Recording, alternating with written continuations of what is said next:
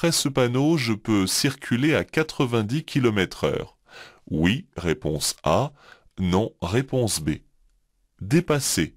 Oui, réponse C. Non, réponse D.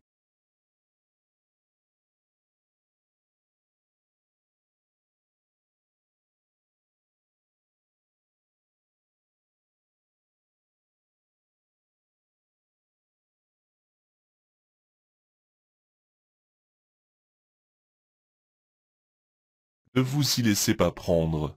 On focalise la question sur le panneau et l'une des propositions porte sur la ligne continue. Je peux effectivement de nouveau circuler à 90 km/h, ce qui par conséquent pourrait permettre de dépasser. Mais la ligne est ici continue. Les interruptions servent à couper la ligne pour tourner. Je circule sur une autoroute. Oui, réponse A. Non, réponse B. La vitesse est limitée à 130 km/h. Oui, réponse C. Non, réponse D.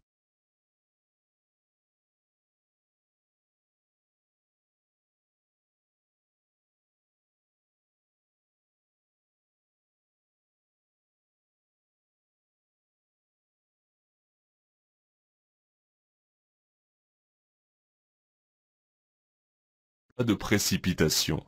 Si vous associez l'autoroute avec la limitation générale, sans donner un coup d'œil sur le panneau, vous tombez dans le panneau. Ce tronçon autoroutier est en effet limité comme sur une route à chaussée séparée. Cela existe dans les régions très vallonnées ou montagneuses. La vitesse est ici limitée à 110 km/h. Je circule dans un parc national de montagne. Je peux rencontrer des animaux en liberté. Oui, réponse A. Non, réponse B. Le stationnement et la circulation peuvent être interdits la nuit. Oui, réponse C. Non, réponse D.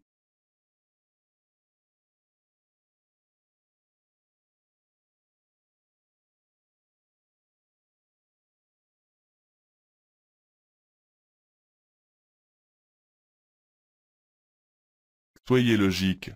Un parc national réclame des égards particuliers et une certaine discipline. Il n'est pas rare de trouver sur la route des animaux domestiques ou sauvages, raison pour laquelle je circule raisonnablement et que je ne klaxonne pas.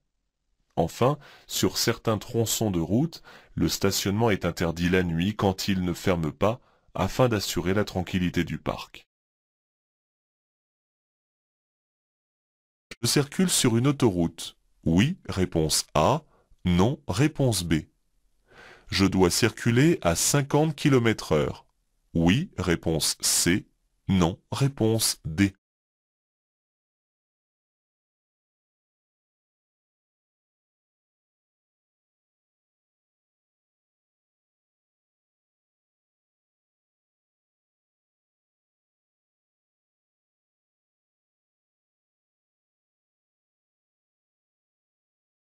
Attention à vos réponses. Il y a du brouillard, certes, mais pas suffisamment pour devoir abaisser la vitesse à 50 km/h. La visibilité porte bien au-delà des 50 mètres. L'excès de prudence peut ici s'avérer dangereux. En revanche, circulant sur une autoroute, puisque limitée à 130 km/h, en rappel sur ces panneaux, il serait peu raisonnable d'atteindre cette vitesse. Attention aux éventuelles nappes plus épaisses qui surprennent.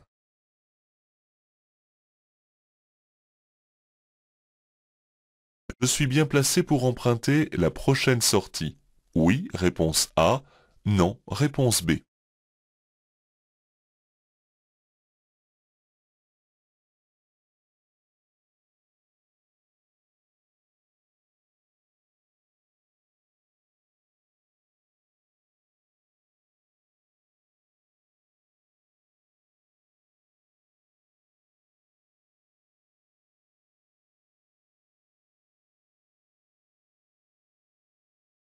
Avant de répondre, il faut bien regarder le panneau et comprendre où l'on est placé. La sortie se situe à 14 km. La voie dans laquelle je circule n'appartient donc pas à cette sortie. Par conséquent, je circule actuellement sur une voie réservée aux véhicules lents. Si ma vitesse est supérieure à 60 km/h, je dois en sortir. La signalisation indique sur l'aire de repos un restaurant. Réponse A. Un distributeur de boissons chaudes. Réponse B. Des pompes à carburant. Réponse C. Une hôtellerie. Réponse D.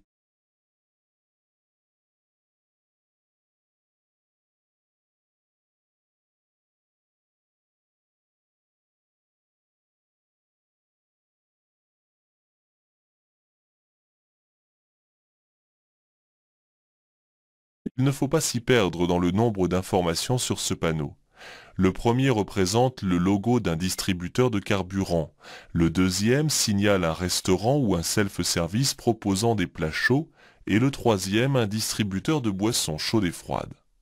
L'hôtellerie ne fait pas partie des services sur cette aire, qui est accessible aux personnes ayant une mobilité réduite. Dans cette côte, le camion à ma gauche ralentit. Je ralentis. Réponse A. Je passe par sa droite. Réponse B.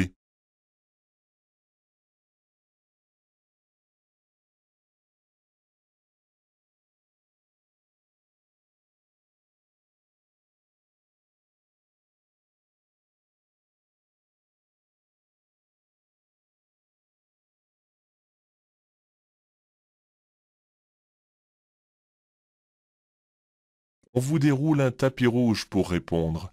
Tous les ingrédients sont présents dans la question et sur l'image pour aboutir à la règle stricte à appliquer. On ne dépasse jamais par la droite car c'est dangereux. Même si un usager surestime les capacités de son véhicule, je dois l'aider à corriger son erreur plutôt que de jouer l'égoïste. Je ralentis afin de bien montrer mon intention de le laisser revenir à droite. En tentant de dépasser ici ce camion, je risque des points en moins. Oui, réponse A. Non, réponse B.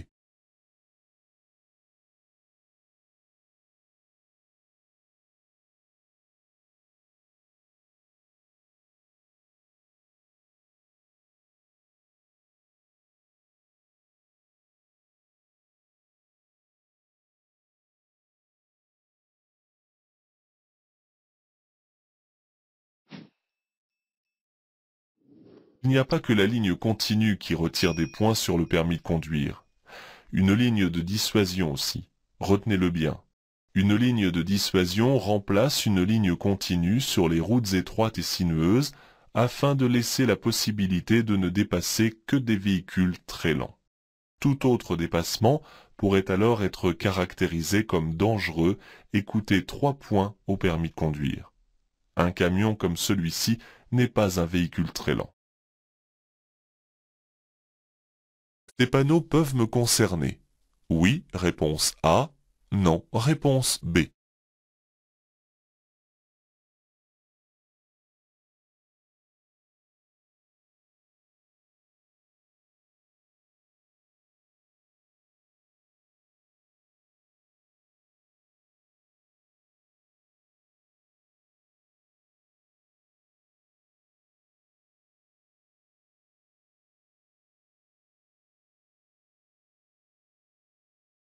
Attention, il ne faut pas croire que ces deux panneaux ne concernent que les poids lourds.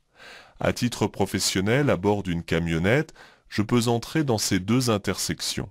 La route est interdite au transport de produits explosifs ou inflammables et au transport de matières dangereuses. Ces véhicules, lourds ou légers, sont identifiés par un losange normalisé précisant le produit transporté. Je dois ici faire tourner le moteur durant 10 minutes avant de partir. Oui, réponse A. Non, réponse B.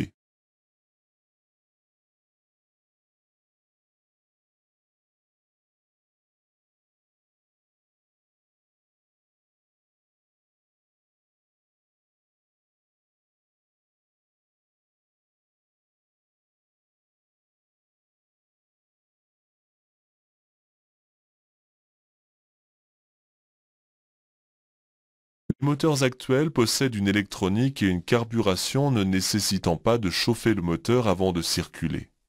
C'était peut-être le cas anciennement, mais ce n'est plus vrai aujourd'hui. Il suffit de partir en souplesse et sans pousser le régime, après avoir lancé le moteur, le temps que l'huile réchauffe et coule avec fluidité sur toutes les surfaces en frottement. Je n'oublie pas auparavant de dégager toute la neige du véhicule. Durant les travaux, je peux encore m'arrêter pour utiliser la borne d'appel. Oui, réponse A. Non, réponse B.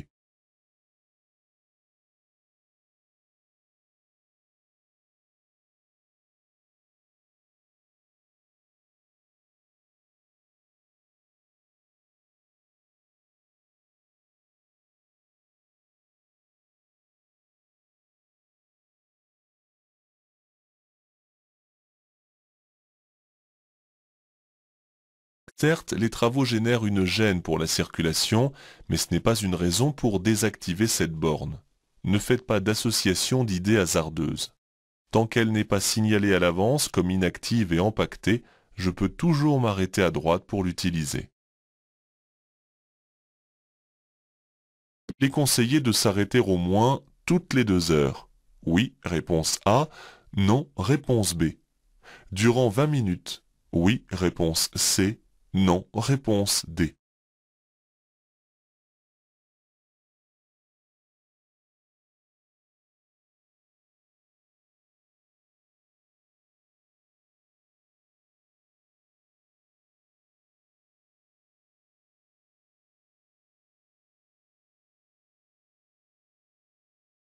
Soyez systématique. Un arrêt toutes les 2 heures durant 20 minutes et rien d'autre. L'activité de conduite fatigue. Après 2 heures au volant, le temps de réaction passe d'1 seconde à 1 seconde et demie. Il ne faut pas reculer le moment de se reposer car l'attention s'émousse de plus en plus jusqu'à plonger dans le sommeil. Il faut une bonne vingtaine de minutes de repos pour tout remettre en place. Cet arrêt très court avec les feux de détresse reste autorisé. Oui, réponse A. Non, réponse B.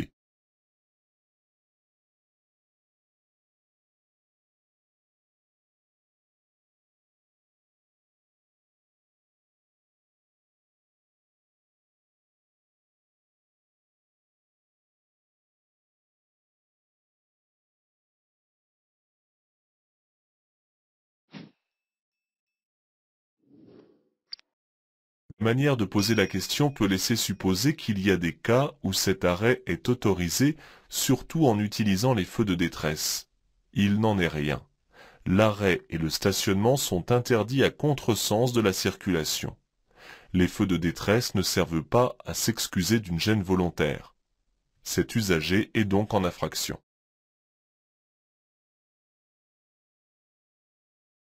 La voie de droite est réservée aux véhicules lents. Oui, réponse A. Non, réponse B. À la sortie vers l'aire de repos. Oui, réponse C. Non, réponse D.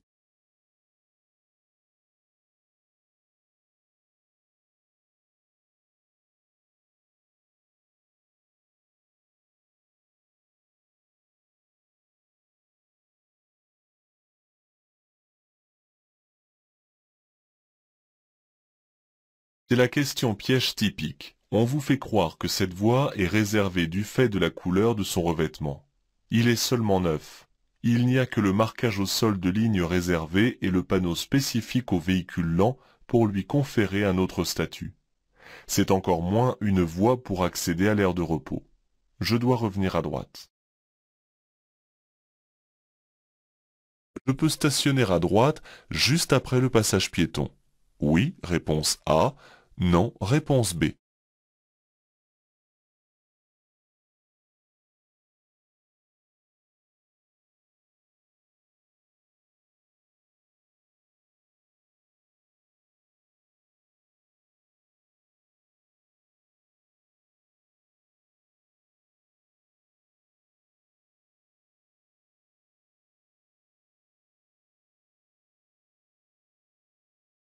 Attention, lorsque le stationnement est réglementé avec l'usage du disque de contrôle de la durée, je ne peux pas stationner ailleurs que dans les emplacements délimités. Le panneau indique que j'entre dans la zone au niveau du passage, mais les emplacements sont un peu plus loin. De plus, ce n'est pas l'endroit idéal, je risque de gêner. Je peux m'arrêter le long des barrières. Oui, réponse A. Non, réponse B. Après les barrières. Oui, réponse C. Non, réponse D.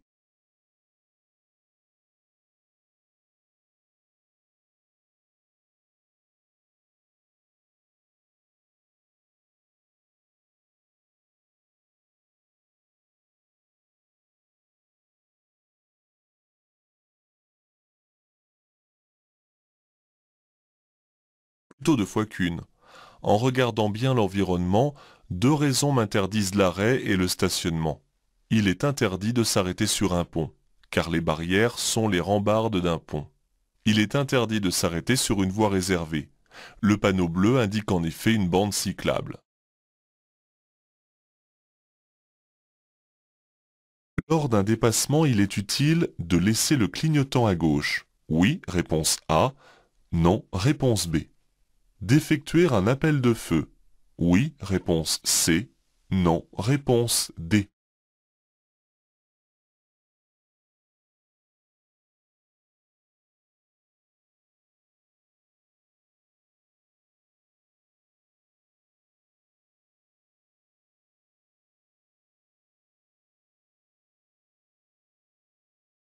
Faites bien la différence entre utile et obligatoire. Bien qu'il ne soit pas obligatoire de le laisser après avoir changé de voie, le clignotant éveille l'attention de celui qu'on dépasse et de ceux qui suivent. Un bref appel de feu peut aussi avoir le même effet, surtout si je remarque que le conducteur n'est pas tout à fait à sa conduite. Circuler en étant fatigué peut être aussi dangereux que d'avoir bu de l'alcool. Oui, réponse A. Non, réponse B.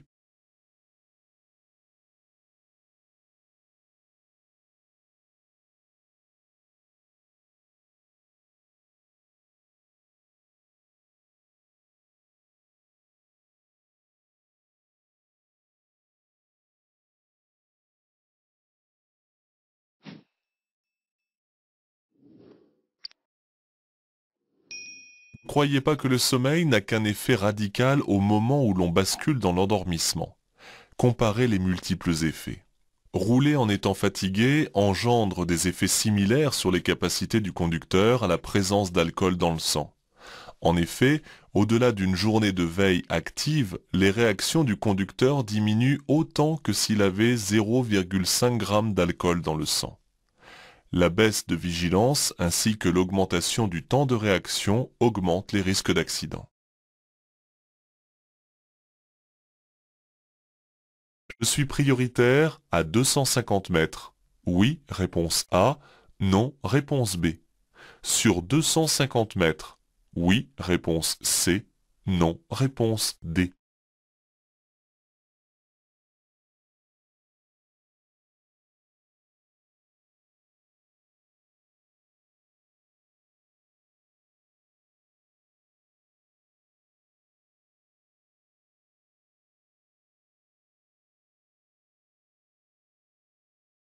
Ne vous laissez pas embarquer sur ce qui ressemble à un choix entre les deux propositions ciblées sur la distance du panonceau.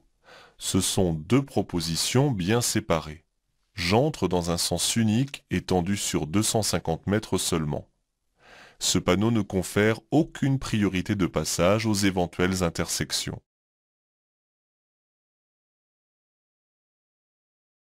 Je céderai le passage à un usager se présentant à droite à 20 mètres. Oui, réponse A. Non, réponse B.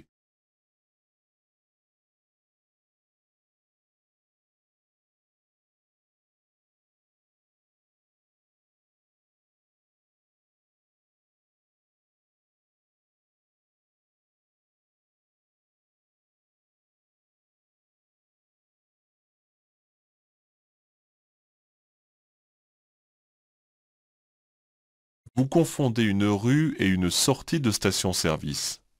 Il suffit d'observer et de remarquer que l'entrée se situe juste à ma droite et la sortie à une vingtaine de mètres.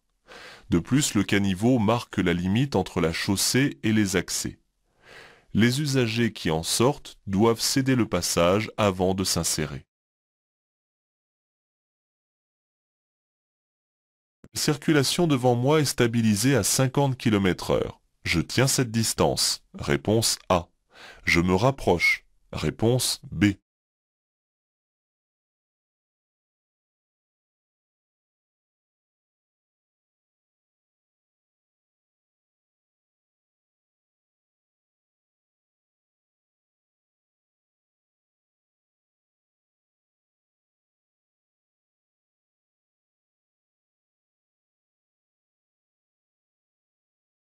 Ne collez pas les autres. On ne répond jamais qu'il faut se rapprocher des autres lorsqu'on roule. Je circule sur une route qui, par mesure de sécurité, possède un muret central. C'est afin d'empêcher qu'un accident dans un sens de circulation n'atteigne l'autre sens. Si devant moi la circulation circule au ralenti, je garde mes distances afin de compenser le défaut de prudence des usagers qui devant moi sont trop près les uns des autres. L'entrée de l'autoroute se situe au niveau des panneaux de direction. Réponse A. À la sortie de l'agglomération. Réponse B.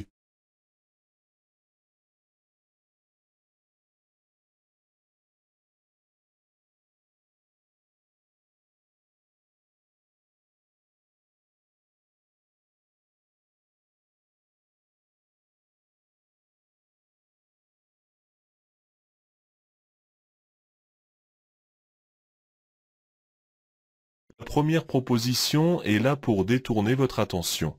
N'y cédez pas et regardez toute la signalisation. En effet, on ne s'attend pas à ce qu'une autoroute débute en pleine agglomération et l'on est vite tenté de se précipiter sur la deuxième proposition. Un petit panneau se tient pourtant discrètement en bas du support des panneaux de direction. C'est lui qui nous informe que l'autoroute commence ici même. J'entre sur l'autoroute. Je vais pouvoir circuler à 130 km/h. Oui, réponse A. Non, réponse B.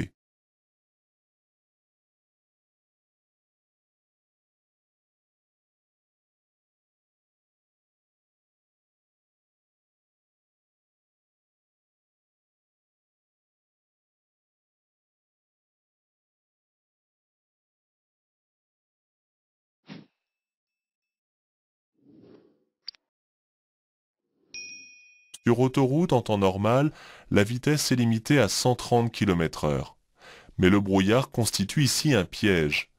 Il est difficile de répondre selon la règle dans cette situation de brouillard, car il n'y a pas de règle sinon par visibilité limitée à 50 mètres. Quel que soit le type de météorologie, si elle est dégradée, il ne faudra jamais répondre qu'on peut circuler jusqu'à la limite réglementaire. En empruntant cette direction, je me dirige exclusivement sur l'autoroute. Oui, réponse A. Non, réponse B.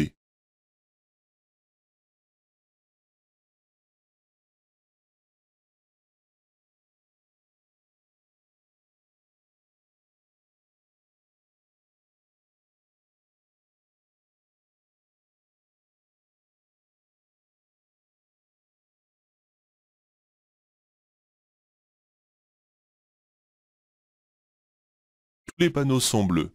Le piège serait de penser qu'on pourrait se diriger ailleurs que sur l'autoroute. Ne cherchez pas un piège là où il n'y en a pas. Lorsque sur un axe on ne trouve que des panneaux autoroutiers, celui-ci ne peut desservir qu'une autoroute. La signalétique de couleur associée aux panneaux autoroutiers indique l'intensité du trafic.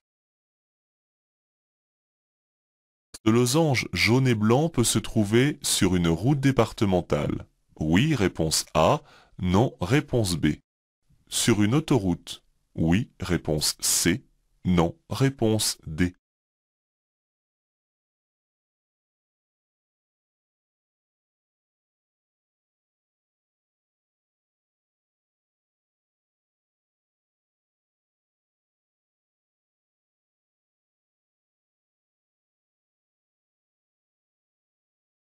Le losange de caractère prioritaire ne définit pas nécessairement un axe routier important. Il confère seulement à la route un statut particulier où les usagers rejoignant l'axe doivent céder le passage. Une route départementale peut donc obtenir ce statut. On trouve parfois ce losange et celui qui est barré lors d'une jonction de deux autoroutes. Quelle que soit la signalisation en intersection, un tel attelage doit céder le passage. Oui, réponse A. Non, réponse B.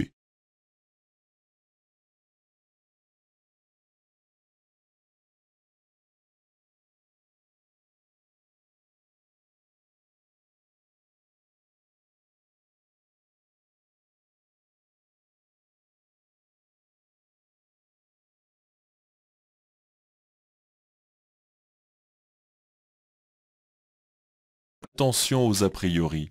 Un attelage hippomobile avec des chevaux est considéré comme un véhicule normal, ayant les mêmes droits et les mêmes devoirs que les autres sur la route. En l'absence de signalisation d'intersection, je cède ici le passage à droite. Le jour se lève. Je peux passer en feu de position seul. Oui, réponse A. Non, réponse B.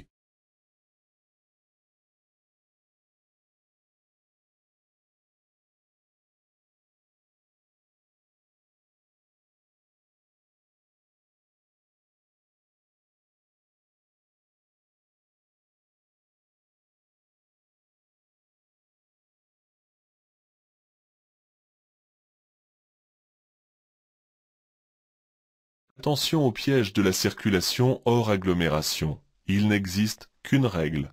Les feux de position seuls ne sont tolérés que la nuit en agglomération bien éclairée. En dehors de ce cas de figure, j'allume toujours directement les feux de croisement. Et lorsqu'il fait totalement nuit, sans éclairage ni gêne pour autrui, j'allume les feux de route. La pollution augmente avec la vitesse. Oui, réponse A. Non, réponse B.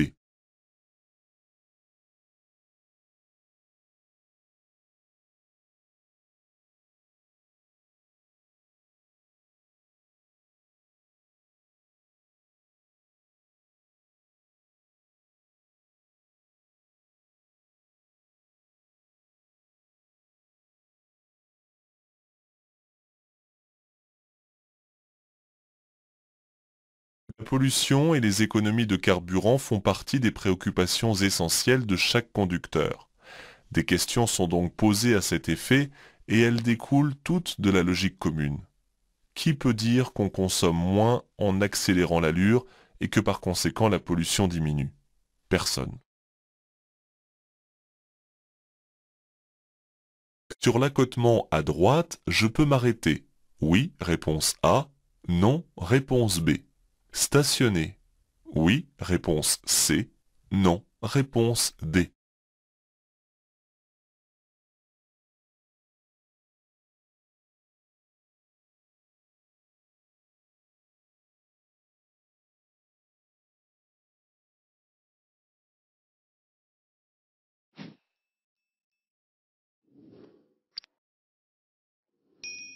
Il ne faut pas croire que l'arrêt et le stationnement ne sont interdits que sur l'autoroute.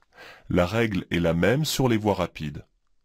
Je reconnais ce type de route par la présence d'une bande d'arrêt d'urgence tout le long de la route. C'est ici le cas.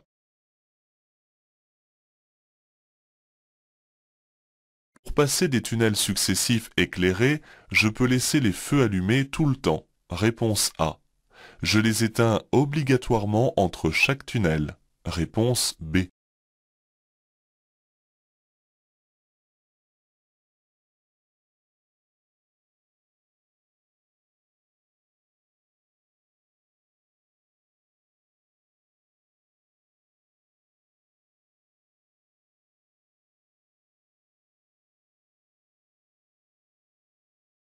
Pour traverser un tunnel, je dois allumer les feux de route s'ils ne sont pas éclairés et si je ne gêne personne. Sinon, j'allume les feux de croisement. Ils sont en général tous éclairés sur une route passagère. Dans ce cas, bien qu'il n'y ait aucune obligation, je les laisse allumer tout du long afin de ne pas les oublier. Le piège serait de croire à une obligation d'extinction des feux.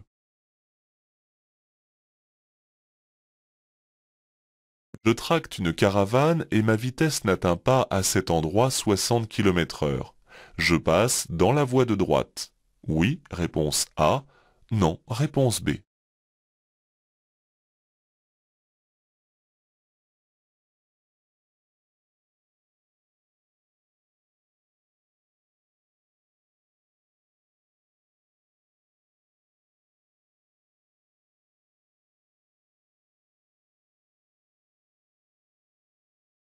Ne prenez pas une voie réservée pour une bande d'arrêt d'urgence. Cette dernière se trouve à droite de la voie réservée. Cela se reconnaît aux lignes. La voie réservée possède des traits larges et rapprochés, alors que la bande d'arrêt d'urgence est constituée de longs traits. Pour rappel, la voie à droite est réservée à tous les véhicules qui n'atteignent pas 60 km/h. Je contrôle, j'avertis et je passe dans la voie de droite. Je peux envisager de dépasser le camion bleu. Oui, réponse A. Non, réponse B.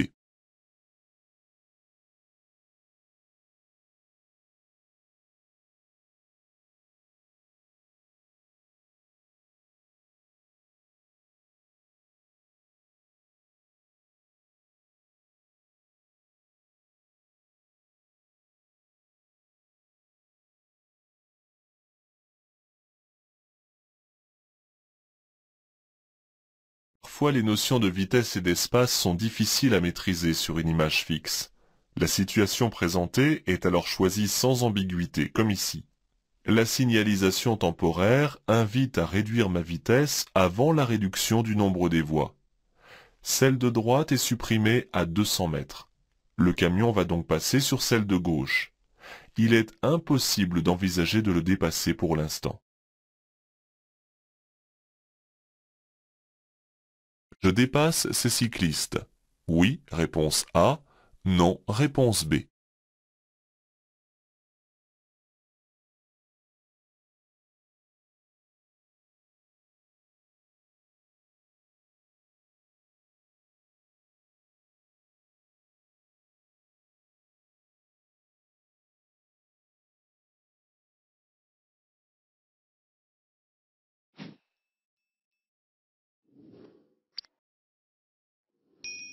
Dans un tel cas de figure, on ne dépasse pas, sauf s'il y a deux voies.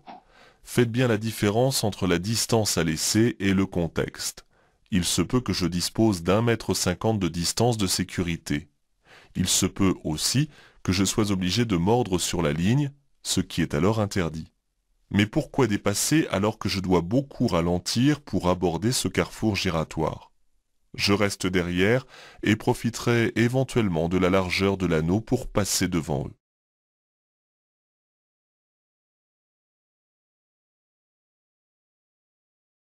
Les camions sont ici prioritaires. Oui, réponse A. Non, réponse B.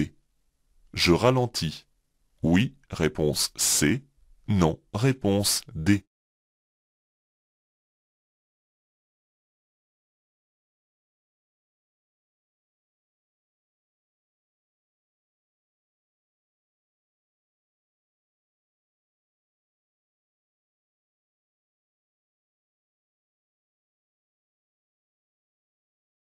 Ne confondez pas priorité de passage et obligation de prendre en considération qu'un camion ne s'engage pas sur la route aussi facilement.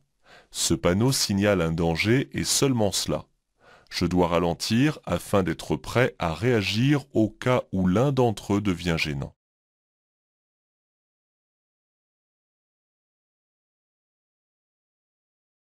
Je tiens compte de la fin d'interdiction. Oui, réponse A. Non, réponse B. Je circule sur une autoroute. Oui, réponse C. Non, réponse D.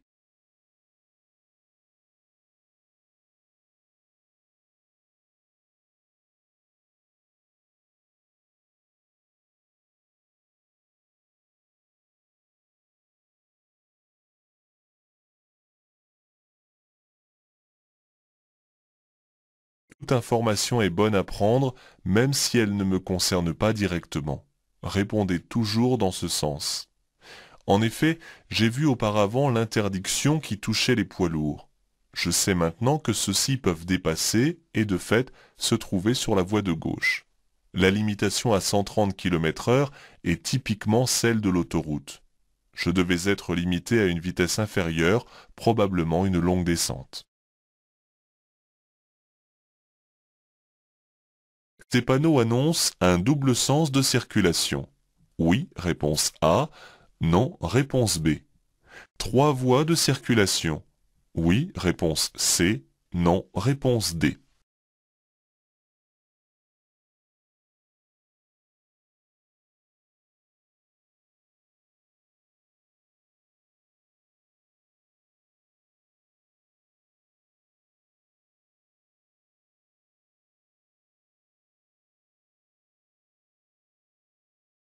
Ne vous trompez pas dans le sens des flèches et le nombre des voies.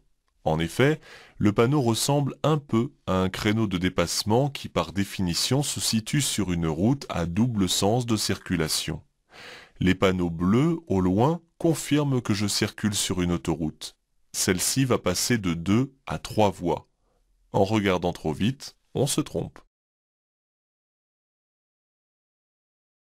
Le radar de contrôle des vitesses est placé bien après le panneau. Réponse A. Au niveau du panneau. Réponse B.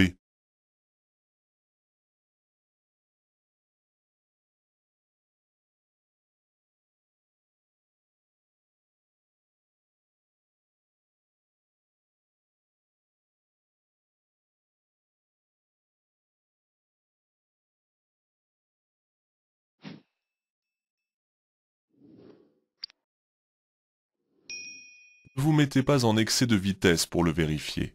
Ici, on vous prévient à l'avance, ce qui n'est pas le cas lorsqu'on vous contrôle à la jumelle. Si on me prévient, le radar ne peut être placé qu'après celui-ci. La distance varie en fonction du lieu, mais elle laisse toujours le temps de regarder son compteur et de corriger éventuellement si l'on a dépassé la vitesse limite. Je suis en descente. Je m'arrête le premier. Oui, réponse A. Non, réponse B. C'est à l'usager en face de se ranger. Oui, réponse C. Non, réponse D.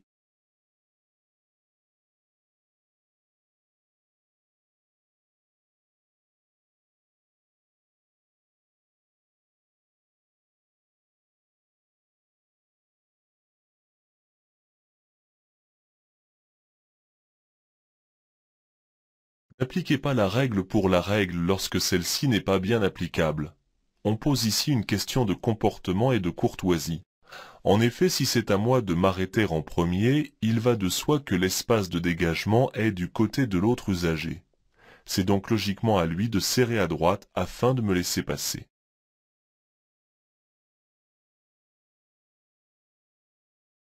Je dois actuellement faciliter les manœuvres de ce véhicule.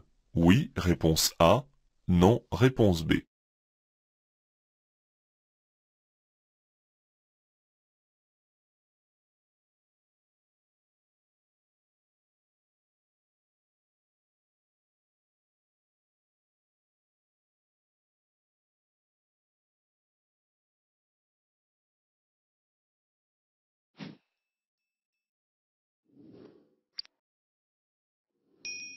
On peut rester perplexe au regard du véhicule de service. Il est rare en effet qu'il soit équipé d'un gyrophare bleu. Les gyrophares jaunes sont en action, celui-ci est donc en mission de service et je dois rester attentif tout en augmentant la distance de sécurité. Pour que j'aille au-delà en lui facilitant ici une manœuvre, il faudrait que le gyrophare bleu fonctionne. Cette limitation indique la vitesse à atteindre pour sortir de la voie d'insertion. Réponse A. S'adresse à tous les usagers. Réponse B.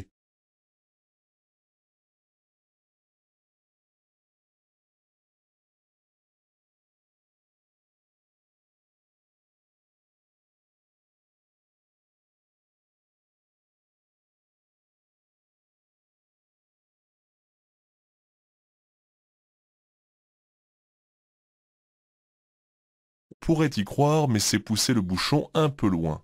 Il n'y a pas de vitesse obligatoire pour sortir d'une voie d'insertion, sinon qu'il ne faut pas gêner par une vitesse trop lente. Cette limitation à 110 km/h, placée en rappel, s'adresse à tous les usagers.